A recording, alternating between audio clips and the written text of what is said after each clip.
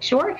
A lot of people are really excited about the tethered balloon ride. So I'll just say those are from 5:45 until 9 p.m. both this Friday and this Saturday night.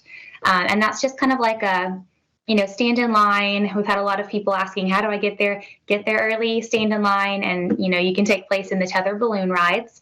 But if you're not interested in riding, there's going to be just a beautiful backdrop of balloons, tons of food trucks, vendors, even like a balloon light show, glow once the sun goes down. So something for everyone.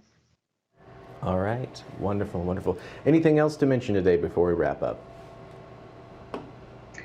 Well, we hope to see y'all out at the Hot Air Balloon Festival. Don't say we don't have anything going on, because we definitely do. So you guys are hearing it from us. Hot Air Balloon Festival, play golf, and then of course, don't forget to check out Sikeston for Stampede Week and Rodeo. All right, great stuff. Good to be able to check in with our local chambers, and we have Taylor Deere here, and she is with our Sikeston Regional Chamber.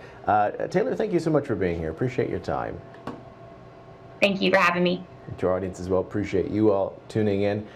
Stick around, more local news live just around the corner.